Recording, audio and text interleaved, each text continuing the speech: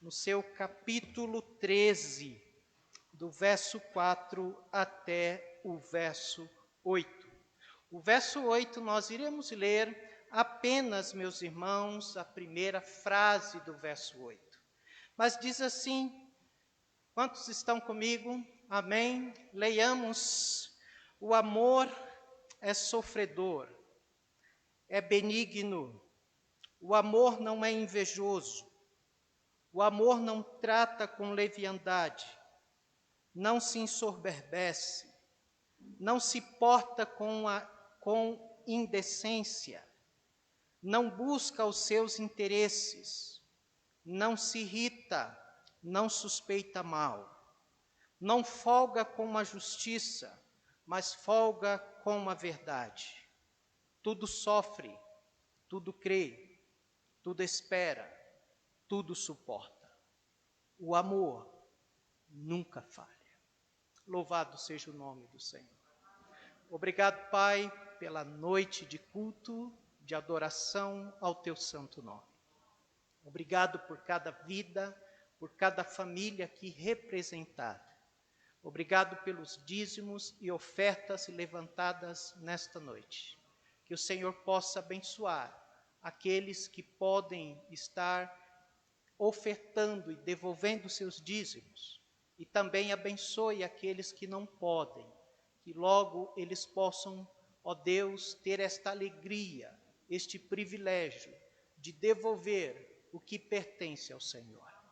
Pai bondoso, fale conosco nesta noite, que possamos verdadeiramente aprender do Senhor e exercitar marcas do verdadeiro amor na nossa família. Assim oramos em nome de Jesus. Amém. Podeis assentar, meus amados irmãos, marcas do amor na família. Eu estava pensando como passar o mês da família e não pregar sobre amor. Como não falar sobre amor no mês da família? As pessoas mais importantes no nosso relacionamento interpessoal é a nossa família, é a esposa, é o esposo, é os filhos. E é neste ambiente que nós precisamos exercitar o amor. Nós estamos vivendo um tempo de perdas de vidas. Pessoas estão indo embora. E pessoas que muitas vezes nós amamos e muitas vezes nós não sabemos quando nós vamos embora. Então nós precisamos aproveitar o máximo de tempo que estamos vivendo um com o outro e viver este tempo com tempo de qualidade. Não apenas viver, mas viver com qualidade. E viver com qualidade é exercitando o amor. Hoje à noite, que nós possamos aguçar o nosso amor uns pelos outros e principalmente pela família. E olhar para o amor de Deus e olhar para o amor que nós estamos desempenhando na nossa família, no nosso lar, e buscar de uma maneira dependente do Espírito Santo, ajustar o amor que exercemos na nossa família com o amor de Deus, com aquilo que Deus considera amor. Porque muitas vezes nós não temos a mesma compreensão de amor, daquilo que é amor para nós e daquilo que é amor para o Senhor Deus. Então vamos ajustar o nosso amor com aquilo que não que nós achamos que é amor, mas daquilo que Deus diz que é amor. Primeira carta de Paulo aos Coríntios, no capítulo 12 a 14, Paulo não precisa abrir, amados irmãos, capítulo 14 até o capítulo 12, Paulo está dando algumas orientações acerca do exercício dos dons. Mas quando chega entre 12 e 14, tem o 13, obviamente, o apóstolo Paulo ele vai abrir um parênteses aqui. E ele vai trazer algo de um caminho sobremodo excelente. Um caminho que é mais importante do que os dons espirituais. O amor. O amor. Então, o capítulo 13, meus amados irmãos, podemos dizer, um parênteses entre o capítulo 12 e o capítulo 14. Mas talvez não seria justo chamar esse capítulo de um parêntese apenas. Capítulo 13 é o centro, é o mais importante. Porque, amados irmãos, a essência da prática dos dons e da prática, amados irmãos, de qualquer ofício, deve ser o amor. Daquilo que eu sou, daquilo que eu faço, o que deve permear é o amor. Então o apóstolo Paulo, ele começa falando de que, ainda que eu falasse a língua dos homens e dos anjos e não tivesse amor, seria como o metal que soa e como o sino que tine. Ainda que eu tivesse o dom de profecia e conhecesse todos os mistérios e todo o conhecimento, ainda que tivesse toda a fé, de maneira tal que transportasse os montes e não tivesse amor, nada seria. Ele está falando, se eu pudesse falar qualquer língua em qualquer lugar, se eu pudesse falar qualquer língua que seja audível ou especial, esta língua, se não tiver amor, nada adianta. Mas ele vai falar também, se eu pudesse saber destinos ou futuros, fazer mover as montanhas com a minha fé, ou seja, eu posso ter todo o conhecimento e fé, por maiores que sejam esse conhecimento e essa minha fé, se não tiver amor, nada adiantará. Ele está falando de que eu pudesse dar os meus bens aos mais pobres, ou morrer em favor de alguém. Ele está dizendo que qualquer ato de caridade, por mais sacrificiais que seja, se não tiver amor, nada adiantará. E logo embaixo, o texto que nós lemos, ele vai começar a dar as marcas do verdadeiro amor. E estas marcas, amados irmãos, que nós devemos perseguir no âmbito da nossa família. E a primeira marca está no versículo 4. Ele vai dizer de que o amor é sofredor. Algumas versões vai dizer de que o amor é paciente, de que o amor é longânimo. Significa ter paciência em frente às injúrias. Significa ser tardio em irar-se. Muitas pessoas têm o pavio curto. E tem outras que nem pavio têm. Não é isso? Muitas vezes parece até um barril de pólvora que explode diante de qualquer calor. E muitas vezes essa falta de longanimidade nós exercemos com os nossos filhos. Muitas vezes essa falta, amados irmãos, de paciência nós exercemos com os nossos filhos, com a nossa esposa, com o seu esposo. E tudo isso deve gerar uma explosão, e quando essa explosão acontece, derruba a casa, porque não há a paciência, não há a longanimidade. O apóstolo Paulo vai dizer que nele, o principal pecador, Jesus Cristo mostrou toda a sua longanimidade. Assim como Jesus foi longânimo com o apóstolo Paulo, assim Jesus também é longânimo conosco. Ele mostra o seu amor para conosco dentro desta longanimidade. O próprio Senhor Jesus vai dizer: qualquer que te obrigar a caminhar 1 milha. E que depois ele diz: vai com ele 2. Meus amados irmãos, como é importante esta longanimidade ser exercida dentro dos nossos lares.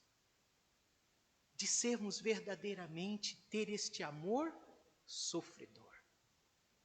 Mas ele continua, ele vai dizer: o amor é sofredor, mas o amor também é benigno. Ou seja, agir amorosamente.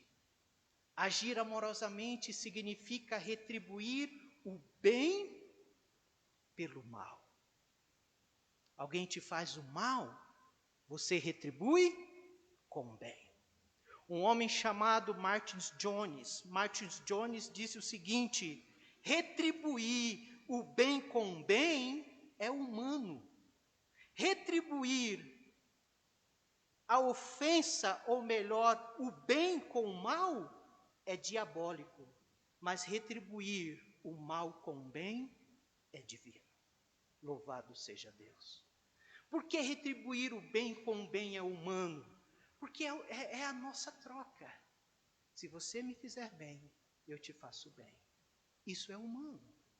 Agora, retribuir o mal com o bem é diabólico. Mas retribuir o bem com o mal, isso é divino. Abra sua Bíblia em 1 Pedro 2,23. Veja o que a palavra de Deus vai nos dizer. 1 Pedro 2,23. Veja o que a palavra de Deus vai nos dizer aqui.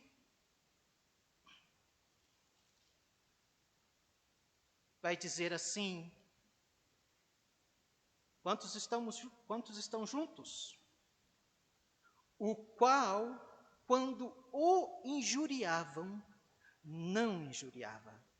E quando padecia, não ameaçava, mas entregava-se àquele que julga justamente.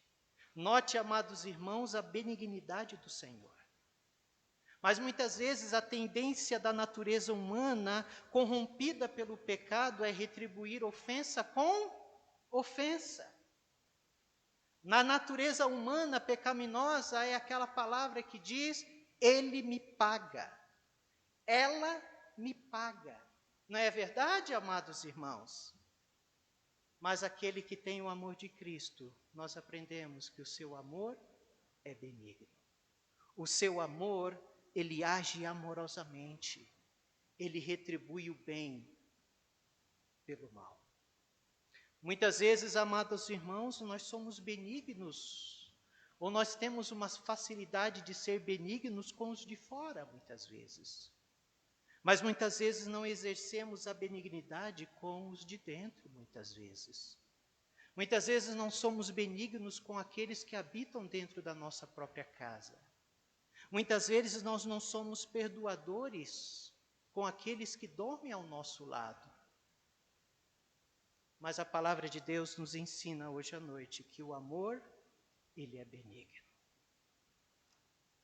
Ainda no versículo 4, o que diz?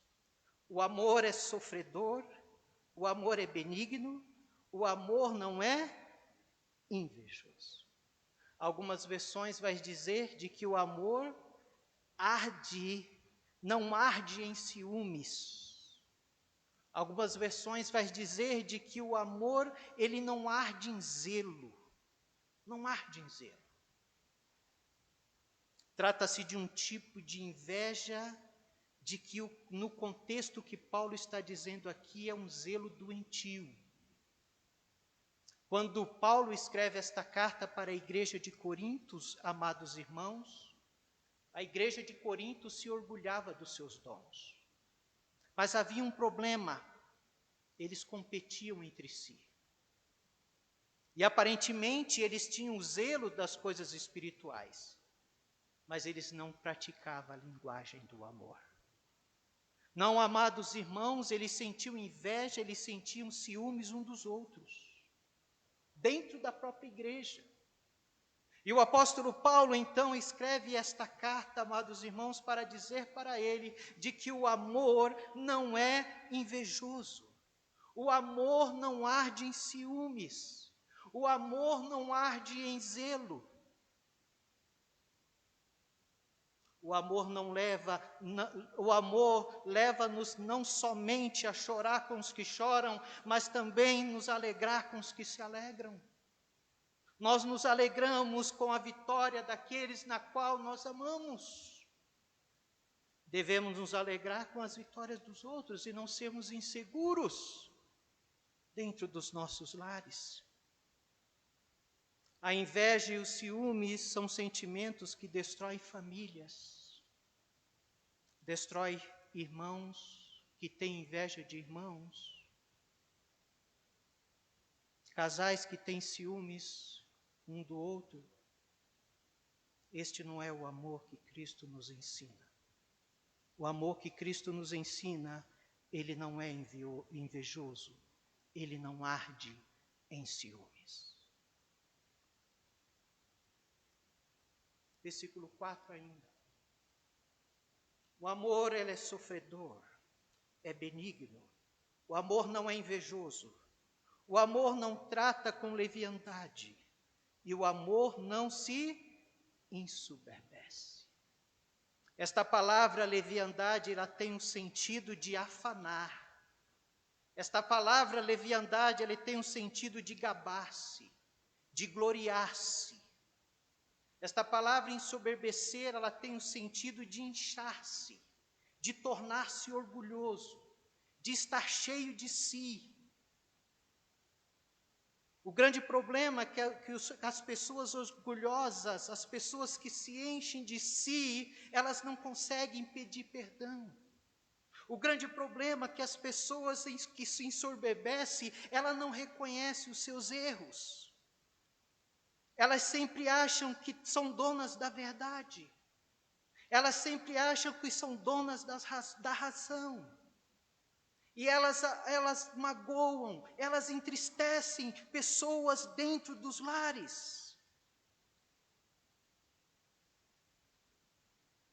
O problema é que não há espaço para Cristo numa vida que é governada pelo eu. Cristo não reina neste coração. O apóstolo Paulo vai nos dizer, até mesmo para a igreja de Corinto, aquele que quer se orgulhar, orgulhe-se na cruz de Cristo, orgulhe-se no Senhor. Amém? Nós precisamos gloriar e nos orgulhar daquilo que Cristo fez por nós na cruz do Calvário.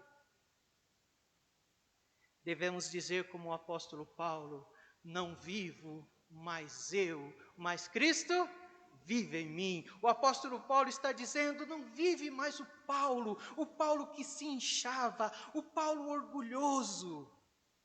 Mas agora o próprio Cristo vive em mim.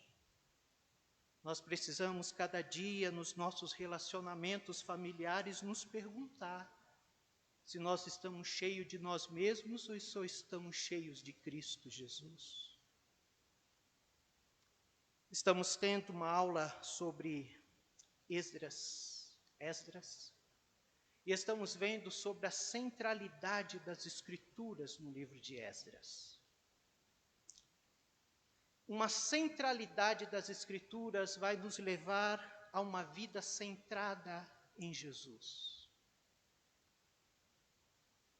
E Jesus acaba se tornando o centro do nosso coração. Ele acaba se tornando o centro das nossas vidas. Alguém fez um desenho muito interessante.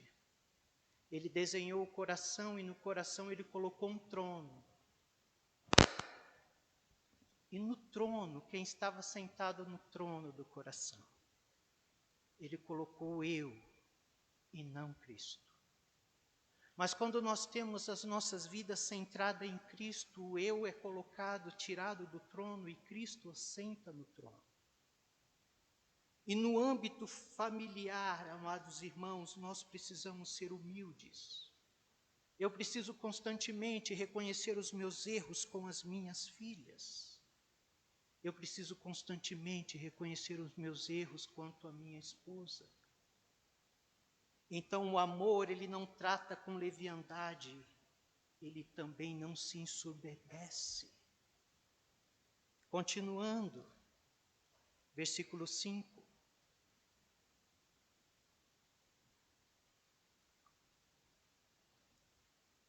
E que diz: não se porta com a indecência, não busca os seus interesses. Portar com indecência significa não maltratar, significa não ser grosseiro, significa não ser arrogante. Não buscar os seus interesses significa não ser egoísta. O amor, ele é o oposto do egoísmo. Sabe por que muitos conflitos acontecem no âmbito familiar? Porque muitas pessoas, e muitas vezes, o meu coração, ele pensa em si, mais do que ele pensa no interesse do outro. Tiago capítulo 4, verso 1.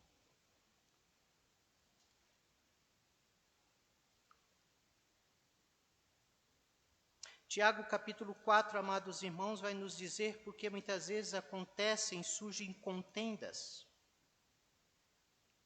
Porque muitas vezes nós estamos sempre lutando pelo que é nosso e raramente pelo aquilo que é do outro. Tiago capítulo 4, verso 1, quem achou? Diga amém. Amém, meus irmãos. Tiago capítulo 4, verso 1, vai nos dizer assim: de onde vem, é uma pergunta, de onde vêm as guerras e peleja entre vós?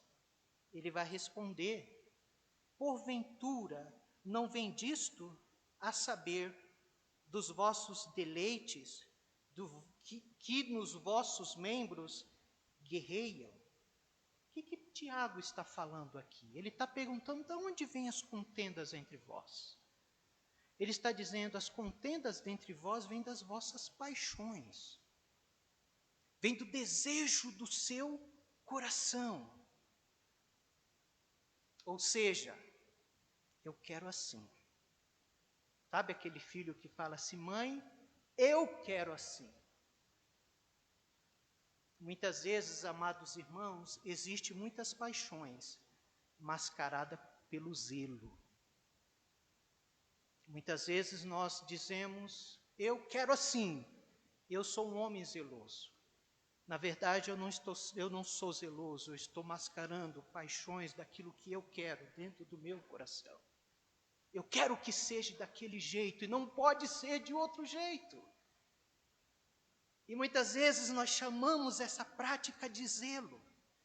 E muitas vezes, devido ao nosso zelo, nós machucamos os nossos filhos, nós machucamos a nossa esposa, ou a esposa machuca o esposo. E nós dizemos que é zelo, mas muitas vezes é uma paixão do coração que não gosta de ser desafiada. O amor, conforme é apresentado em 1 Coríntios 13, nos faz olhar para fora, nos faz olhar para o outro, pelo interesse do outro. O amor nos impele e elimina essas trevas internas dentro do nosso coração. E ele elimina essas trevas dentro do nosso coração através da graça do Senhor. E sempre eu preciso estar avaliando o meu coração para ver se aquilo que eu estou querendo é algo que vem dos desejos do meu coração, se é realmente algo que é um zelo. Aí eu preciso fazer 3 perguntas. A primeira pergunta: é saudável isso? Está sendo saudável para a minha família? A segunda pergunta: está prejudicando alguém isso? Está deixando alguém triste isso? E a terceira pergunta: isso está glorificando a Deus? O amor não se porta com indecência, não busca os seus interesses. ele busca primeiro o interesse do outro, a alegria do outro e a paz do outro. Versículo 5 ainda. Não se importa com a indecência, não busca os seus interesses, não se irrita e também não suspeita mal. O irritar aqui é queimar-se de raiva. Mas o que é a raiva, muitas vezes? A raiva é resultado do egoísmo, de um desejo que não foi realizado. Então eu fico irado. Eu estava vindo para a igreja hoje, eu tinha que chegar cedo aqui, e a Luciana não descia. Aí eu apertei a buzina, tamanha, que hora era? Começa às 9h. Por que eu fiquei irado? Porque o meu desejo não foi atendido. Isso é fruto do egoísmo, do meu coração.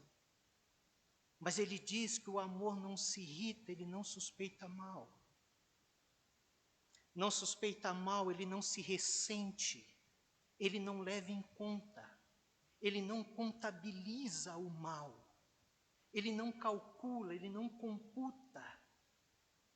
Quando ele diz isso, ele está dizendo que existe muitos corações onde é guardado mágoas, rancor.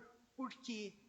Porque essa vida, ela passa a vida computando o mal. Ela tem uma calculadora que ela só vai somando o mal. E ela vai guardando aquilo, ela vai guardando no seu coração. Mas Deus está dizendo para nós que o amor de Deus, ele quebra essa calculadora na qual nós computamos o mal, no qual nós guardamos o mal. É interessante como Deus age conosco. Deus não computa os nossos pecados, mas nós computamos o mal, muitas vezes. Quando você pede perdão para Deus por um pecado, Ele vai esquecer o seu pecado. E quando você peca novamente neste mesmo pecado e você vai diante de Deus, não pense você que Deus vai dizer assim, você de novo aqui? Não. Ele vai dizer, eu nunca te vi aqui. Porque ele esqueceu aquela primeira vez que você esteve lá. Ele não esquece. Mas muitas vezes nós vamos computando o mal dentro dos nossos corações. Verso 6. Ele não folga com a justiça, mas folga com a verdade. Ou seja, ele está dizendo que o amor de Deus é um amor justo. Muitas vezes, numa situação de conflitos, normalmente nós queremos defender o nosso lado e nós não estamos interessados com a verdade. Nós queremos ter razão. A verdade fica em segundo plano. Nós queremos vencer a discussão, não é isso? Muitas vezes acontece isso muito no casamento. No casamento há fortes discussões muitas vezes. Mas alguém já disse que não existe casamento conflituoso em que somente um dos cônjuges esteja errado. Sempre haverá problemas em ambas as partes. Por isso, quando o casamento tiver algum conflito, a pergunta que nós devemos fazer não é o que está errado em você, é o que está errado em nós. O que está errado em nós? Porque sempre os dois lados está deixando a desejar. Devemos sempre lembrar que nós também somos parte do problema. E nós devemos focar no problema que certamente ambos são responsáveis. Mas pode ter o caso de que você é a grande parte do problema. Não o problema, mas talvez num relacionamento há culpa de ambos, mas talvez uma grande parte pode ser você ou eu. nós precisamos lembrar que o amor, ele sempre se regozija com a verdade. E aí nós devemos ser, amados irmãos, nos humilhar e esmagar o nosso ego e os nossos interesses pessoais. E reconhecer de que a grande parte do problema sou eu. E eu me humilho e eu peço perdão, porque o amor, ele se regozija com a verdade. Versículo 7. Estamos terminando, irmãos. O amor, tudo sofre. Louvado seja Deus. Tudo sofre. Muitas vezes nós temos a tendência de realçar os erros e os defeitos dos outros. Não é isso? E nós apagamos no outro aquilo que é desagradável, ou melhor, nós nos apegamos no outro aquilo que é desagradável. Quando Paulo diz aqui que o amor tudo sofre, ele está dizendo que o sentido é aguentar a debilidade do outro, sem querer mudá-lo. O amor tudo sofre. Eu tenho defeitos enormes, e a Luciana, ela tem sofrido, ela não tenta me mudar, porque eu acho que ela me ama. E ele está dizendo que o amor, ele tudo sofre, ele tudo suporta, ele não desiste, e ele suporta porque ele ama, e ele é leal, custe o que custar. Mas o amor não somente tudo sofre, o amor tudo crê e tudo espera. O que quer dizer isso? O amor consegue enxergar o que é de melhor nos outros, no outro. Ele tudo crê, ele tudo espera. É interessante quando Deus, o próprio Deus, fala com Ananias: Ananias, vai lá, está vindo um homem de Jerusalém chamado Saulo. Ananias vai dizer: Senhor, este tem poder para prender todos os que invocam o teu nome. O que Jesus e Deus vai responder para ele? Ele vai dizer: vai a este, porque este para mim é um vaso escolhido. Ou melhor, nós devemos conseguir ver o que Deus vê de melhor na vida dos outros. Ananias estava vendo o pior de Saulo. Ananias estava vendo Saulo como o grande perseguidor do cristão. Mas Deus estava olhando para Saulo como um vaso escolhido. Meus irmãos, o amor tudo crê e tudo espera. Nós precisamos olhar uns para os outros naquilo que é o melhor, não naquilo que é o pior. Precisamos olhar um para os outros da maneira como Deus olha, não como eu olho. Porque se eu olhar para minha esposa da maneira que eu olho, eu não conseguiria e ela não conseguiria viver comigo. Mas eu posso olhar para ela da maneira que Deus olha. Você é especial para Deus, você é importante para Deus. Então o amor, ele tudo crê, ele tudo espera. Ele ora no melhor, ele crê no melhor. Quantas pessoas têm passado a sua vida toda olhando para o pior dos seus filhos, olhando para o pior, talvez, do seu esposo, da sua esposa. Não é isso. Nós devemos focar no melhor.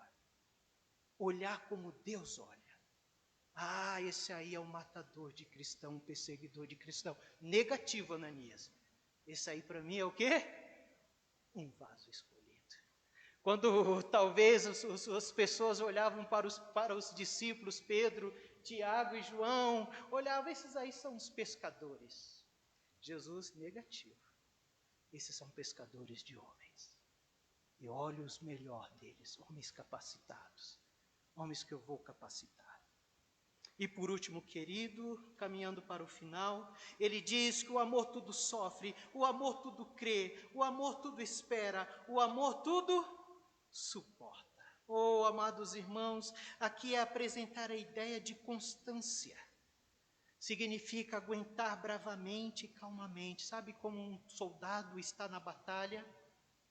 Aquele soldado, ele não fraqueja, ele continua atirando, ele continua vigorosamente fazendo o seu trabalho. Quando ele diz que o amor tudo suporta, ele diz que o amor não se deixa vencer. ele continua firme, mesmo em meio às dificuldades. Oh, que gostoso! Amém?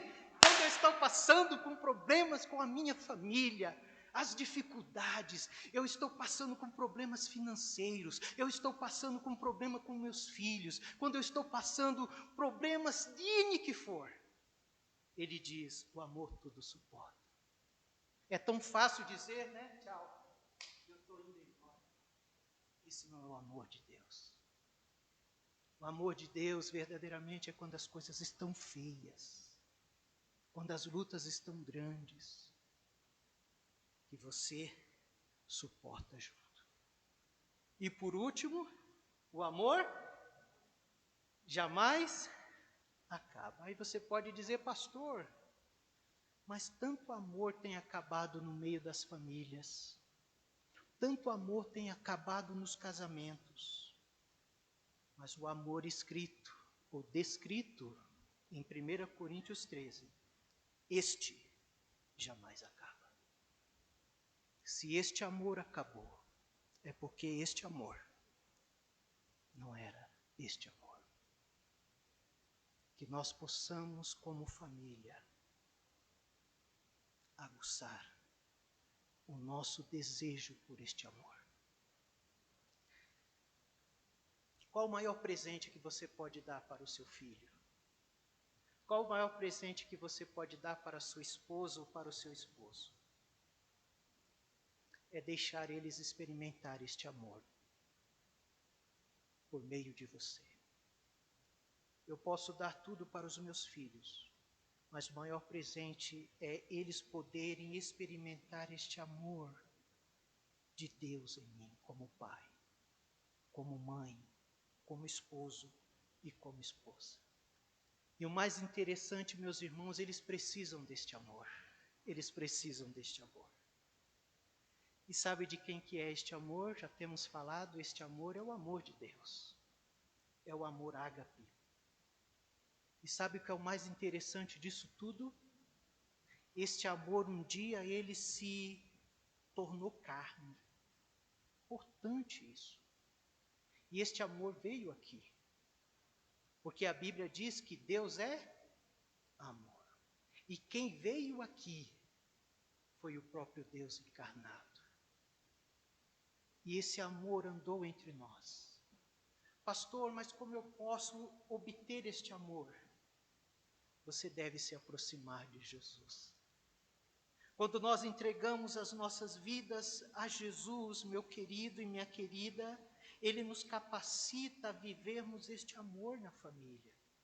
Ele restaura o meu amor, Ele muda aquilo que eu acho que é amor e coloca o seu amor nas nossas vidas, ou na minha vida. Então, qual é o primeiro passo para eu experimentar este amor? O primeiro passo é que você precisa vir a Jesus. Entregue a sua vida a Jesus hoje à noite, se você ainda não entregou. Tanto que, se nós fôssemos, e vamos fazer isso, substituir a palavra amor por Jesus, não está errado. Veja o versículo 4. Vamos substituir a palavra amor por Jesus. Jesus é sofredor, Jesus é benigno, Jesus não é invejoso, Jesus não trata com leviandade, Jesus não ensoberbece, Jesus não se porta com indecência, Jesus não busca os seus interesses, Jesus não se irrita, Jesus não suspeita mal, Jesus não folga com a injustiça, Jesus folga com a verdade, Jesus sofre, Jesus tudo crê, Jesus tudo espera, Jesus tudo suporta. Vamos juntos? Jesus nunca falha. Louvado seja Deus. É esse amor, é o amor de Jesus que nunca falha. É quando nós abrimos o nosso coração e deixamos Ele ser o centro das nossas vidas. Este amor, que é o próprio Cristo encarnado, Ele vai entrar nas nossas vidas e eu vou conseguir amar a minha esposa com este amor. Eu vou conseguir amar os meus filhos com este amor. Eu vou substituir aquilo que eu acho que é amor pelo amor correto de Deus. Então, que nesse mês da família nós possamos experimentar este amor com todas as suas propriedades, com todas as suas significâncias, com todos os seus valores, com todas as suas importâncias, com toda a sua grandiosidade. Amém, meus irmãos? Mas para isso, vamos centrar as nossas vidas nas Escrituras. E centrando as nossas vidas nas Escrituras, Jesus vai passar a ser o centro do nosso coração. E Ele vai nos inundar com o seu amor e com a sua verdade. Que Deus nos abençoe. Amém? Baixe a sua cabeça e vamos orar. Vamos falar com Deus hoje à noite. Peça para Deus, Senhor. Ó Pai, como é maravilhoso o seu amor, Pai. Eu quero deste amor, eu quero viver este amor, eu quero experimentar este amor. Substitua, haja poderosamente na minha vida.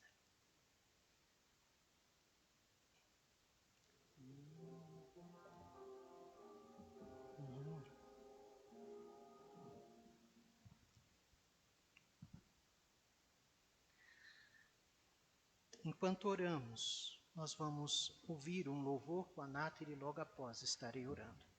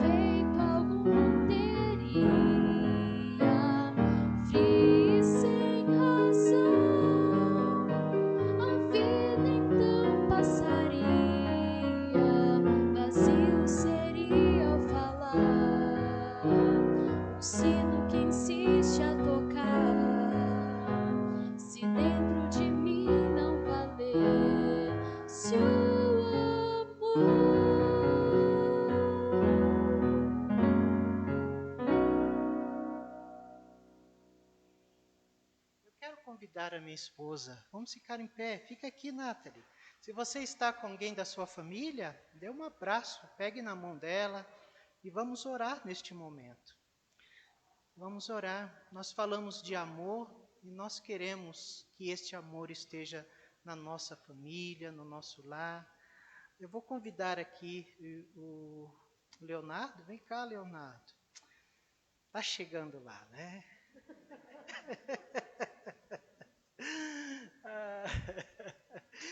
Eu estou ficando velho, né? Vem cá. Pai, hoje à noite nós ouvimos a Tua palavra. É um pouco dura, nos faz olhar para dentro, para o nosso coração. Mas às vezes nós precisamos disso. Às vezes nós queremos ouvir mensagens, muitas vezes de vitórias, e é bom ouvir. Mas também precisamos refletir sobre o nosso interior, sobre a prática do amor nas nossas vidas. E, ó Pai, também talvez nós estamos orando pelos nossos filhos e pelo nosso lar. Mas o Senhor está olhando para nós, o coração. E o Senhor está falando, tem coisas aí que precisa melhorar, Natanael. Tem coisas, atitudes e ações tuas que não estão de acordo com o meu amor. E isso não depende de mim, depende de você. Então hoje à noite, Pai, nós como igreja estamos com o nosso coração aberto aqui, pedindo a Tua misericórdia sobre as nossas vidas, para que o Senhor nos ajude a amar com o Teu amor. Nos ajuda a amar a nossa família, nossos filhos, esposa, esposos, com o amor de Cristo. Ó Pai, inunda o nosso coração com a presença do Teu Filho Jesus. E que nós possamos realmente manifestar estas verdades que ouvimos hoje à noite. Abençoe cada lar aqui representado, cada família que está conosco orando e cultuando ao Senhor nesta noite. Que haja um derramamento do Teu amor, do Teu poder, da Tua graça na vida da nossa família, de cada família aqui representada. Ó Pai, haja assim. Nós estamos pedindo, Senhor. Estamos abertos ao agir e o trabalhar do Senhor. Tire de nós tudo aquilo que possa impedir este agir do Senhor. Se há alguém hoje à noite que não experimentou este amor de Jesus, que o Senhor possa convencê-los da necessidade de experimentar este amor grandioso que foi pregado hoje à noite. E que o Senhor possa convencer estas vidas. Assim oramos, em nome de Jesus.